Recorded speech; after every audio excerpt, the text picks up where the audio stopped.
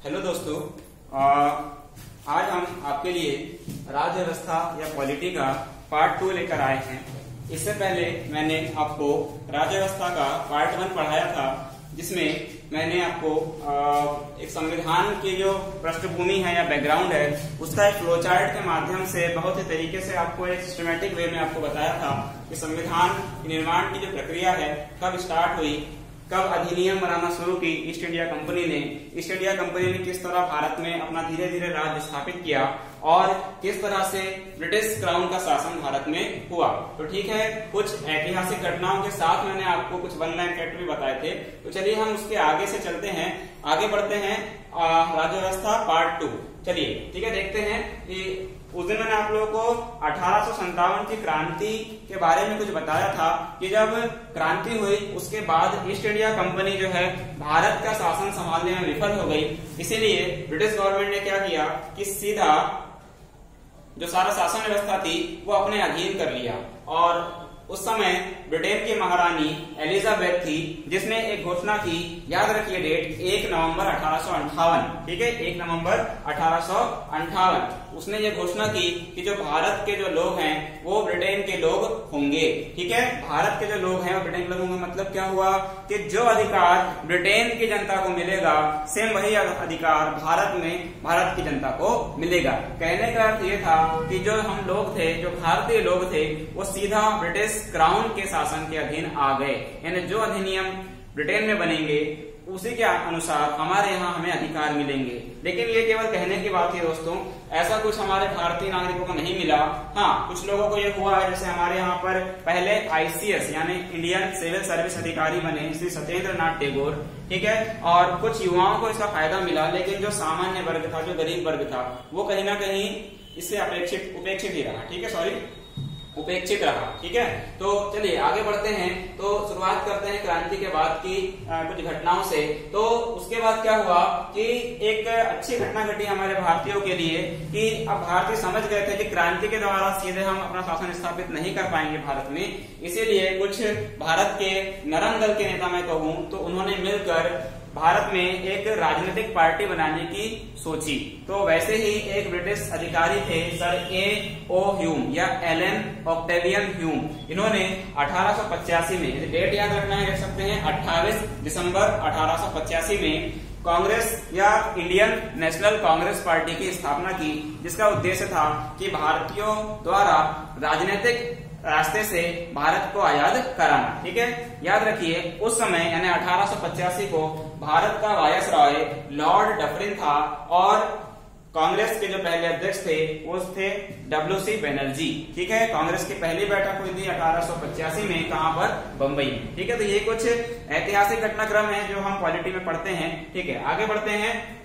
उसके बाद एक दूसरी पार्टी की बात करें हम, बड़ी पार्टी की, तो जिसने असर किया पूरे भारत पे, वो 1939 में बनी, जो कि इसका नाम था फॉरवर्ड ब्लॉक, जिसकी स्थापना सुभाष चंद्र बोस जी ने की थी। जैसे कि आप जानते हैं कि 1939 में कांग्रेस का त्रिपुरी अधिवेशन हुआ और उसके बाद सुभाष चंद्र बोस और महात्मा गांधी के मध्य मतभेद हो गया कि हम आजादी के जो लड़ाई है वो किस प्रकार आगे बढ़ाएं। क्योंकि सुभाष चंद्र बोस कहीं ना कहीं गरम दल के थे या गरम मिजाज के थे, और जो महात्मा गांधी थे वो शांति या अहिंसा के रास्ते से ही भारत को आजाद कराना चाहते थे। दोनों के मन में एक मतभेद हो गया और उसके बाद चुनाव हुआ कि कौन अगला अध्यक्ष होगा कांग्रेस का। तो उसमें रिजल्ट ये आया कि सुभाष चंद्र बोस जी जीत गए और उन्होंने पट्टाभी सीतारामैया को हरा दिया। और आप सब जानते हैं इसके बारे में कि जो सीतारामैया जी थे वो महात्मा गांधी के बहुत ही क्लोज थे और महात्मा गांधी को लगा कि ये एक तरह से मेरी हार हो गई। इसीलिए उन्होंने, सुभाष चंद्र बोस की बात करें, उन्होंने महात्मा गांधी के ऐसा व्यवहार देखकर कांग्रेस से इस्तीफा दे दिया और 1939 में एक नई पार्टी फॉरवर्ड ब्लॉक का गठन किया। ठीक है, आगे बढ़ते हैं। अब इतिहास में हम इसे डिटेल में पढ़ेंगे, अभी हम पॉलिटी पे आते हैं। ठीक है, 1942 ये एक बहुत ही महत्वपूर्ण समय था भारत के लिए। 1942 में क्रिप्स मिशन भारत आया और जैसे कि आप जानते हैं इसके बैकग्राउंड की बात करें तो 1939 से 1945 तक विश्व में एक द्वितीय विश्व युद्ध चल रहा था और उसी के कारण कहीं ना कहीं ब्रिटिश गवर्नमेंट कमजोर पड़ रही थी भारत में। इसीलिए वो चाह रही थी कि किसी ना किसी तरह से भारतीयों को अपने पक्ष में रखा जाए ताकि वो सेकेंड वर्ल्ड वॉर में ब्रिटेन का साथ दे सके। इसीलिए उन्होंने एक नया मिशन लाया, क्रिप्स मिशन। इसका उद्देश्य क्या था? तो याद रखिए, इसका उद्देश्य था डोमिनिशियन स्टेट का दर्जा, हिंदी में यदि कहें तो औपनिवेशिक राज्य का दर्जा दिया जाए भारत को। और इसकी बात करें तो यदि विदेश हो, संचार हो और रक्षा, ये तीन मंत्रालय, विदेश, संचार और रक्षा, ये तीन मंत्रालय जो है वो ब्रिटिश गवर्नमेंट के अधीन रहेंगे। बाकी सारे के सारे जो सामान्य मंत्रालय होते हैं वो भारतीय नेताओं के पास रहेंगे। इसका मतलब ये था। लेकिन क्या हुआ कि यदि हम तीन बड़े मंत्रालय की बात करें, रक्षा का, संचार का या विदेश का, इनके अलावा हम जो है अपने देश में शासन व्यवस्था को संभाल नहीं पाते, कहीं ना कहीं कंट्रोल ब्रिटिश गवर्नमेंट के हाथ में रहता।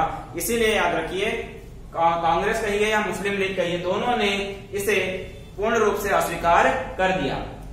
और इसके अध्यक्ष कौन थे? सर स्टैफोर्ड क्रिप्स, जो कि एक कैबिनेट मिनिस्टर थे कहां के? ब्रिटेन के। याद रखिए। ठीक है, चलिए आगे बढ़ते हैं, अगली घटना पर आते हैं। 1945 ये एक बार एग्जाम में आ चुका है पीएससी में, इसलिए मैंने इसे आप लेक्चर में जोड़ दिया। 1945 में वेवेल योजना आई। ठीक है, वेवेल योजना क्या थी? जब कांग्रेस और मुस्लिम लीग अपनी अपनी शर्तों पे अड़े हुए थे, तो इन दोनों के मध्य एक समझौता कराया गया कि पहले आप अपने आपस में मतभेद को भुला दीजिए, उसके बाद हम आगे बात कर पाएंगे, आजादी की बात कर पाएंगे। उसी के लिए एक शिमला समझौता हुआ 1945 में। इसे वेवेल योजना के नाम से जाना जाता है और इसमें कांग्रेस और मुस्लिम लीग के बीच सुलह कराने का प्रयास किया गया। ठीक है, आगे बढ़ते हैं।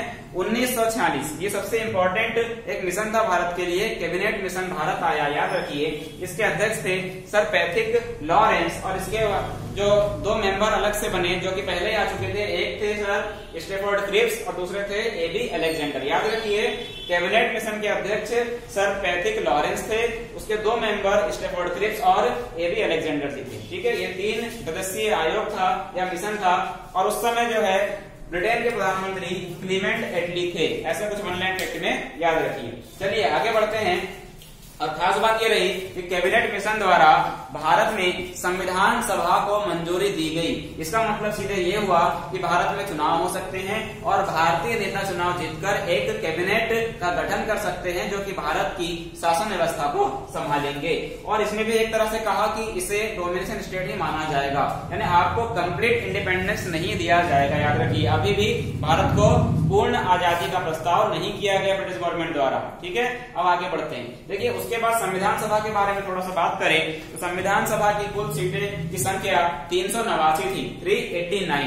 उसमें से बात करें जो 93 सीटें थी, 93 सीटें, वो देशी रियासतों के लिए एक तरह से रिजर्व थी। यानी जो हमारे यहाँ पर बड़े बड़े रजवाड़े थे, जैसे हम बात करें सिंधिया की, होलकर की, ठीक है, गायकवाड़ की, भोसले की, तो इस तरह के रजवाड़े थे हमारे यहाँ पर, उनके लिए 93 सीटें रिजर्व की गई। किंतु ये हुआ बाद में पढ़ेंगे उसके बारे में हम। संविधान सभा में जब चुनाव हुआ तो इन्होंने इंटरेस्ट नहीं लिया और इनके सीटें नहीं भर पाई। अब हम सामान्य सीटों पे आते हैं। उसके अलावा 289 सीटें जो थी वो ब्रिटिश प्रांतों के प्रतिनिधि के लिए सिलेक्टेड थी। याद रखिए, उसमें जो है इनका चुनाव जो होने वाला था वो प्रति व्यक्ति या प्रति नेता 10 लाख जनसंख्या पर होने वाला था, यानी 10 लाख लोग मिलकर एक नेता चुनेंगे। ठीक है, किसमें? संविधान सभा में। याद रखिए, ये से वर्तमान कैबिनेट चलती है, जो वर्तमान सांसद होते हैं उसी प्रकार ये सांसद होंगे।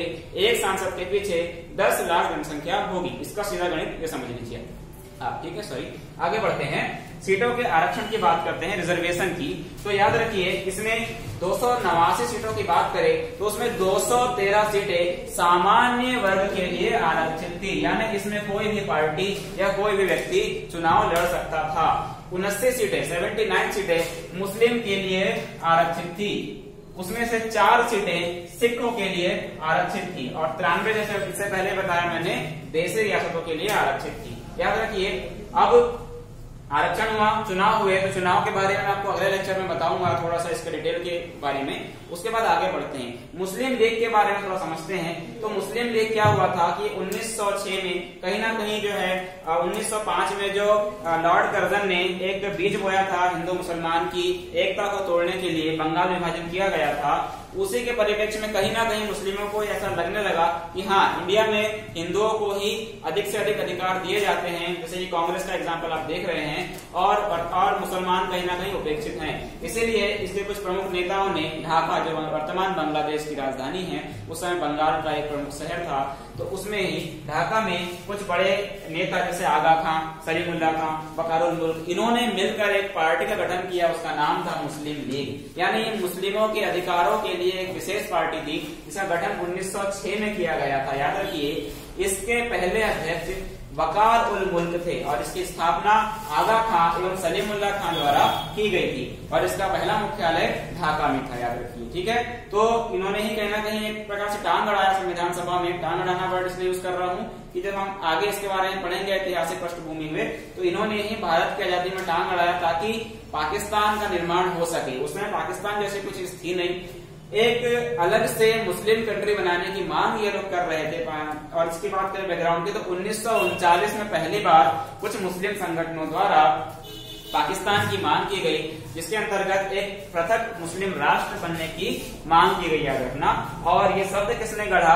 पाकिस्तान शब्द चौधरी रहमत अली द्वारा दिया गया, ठीक है। उसका ये मानना था कि अलग से देश बनेगा तो हमें अधिक से अधिक अधिकार मिल पाएंगे, जो कि आप देख रहे हैं पाकिस्तान की क्या स्थिति वर्तमान है, ठीक है। आगे आते हैं, कैबिनेट मिशन की बात करें यदि हम, जो संविधान जो बनाने का एक प्रस्ताव था वो किस प्रकार था, तो याद रखिए कैबिनेट मिशन ने संविधान के लिए त्रिस्तरीय संविधान की संकल्पना की थी। जैसे कि आप देख रहे हैं कि जैसे रियासतें अलग हैं, ठीक है, यूनियन अलग है, स्टेट अलग है। जैसे वर्तमान में हम देखते हैं कि राज्य अलग होते हैं और एक सेंट्रल स्टेट, पूरा सेंटर अलग होता है। वहां होते हैं सांसद या प्रधानमंत्री, यहाँ होते हैं विधायक या मुख्यमंत्री। उसी प्रकार वहां भी 3 स्तर के संविधान की संकल्पना की थी, किसने? कैबिनेट मिशन ने। तो पहला था प्रांतीय या प्रोविंसेस, यानी प्रांत या स्टेट का संविधान अलग होगा।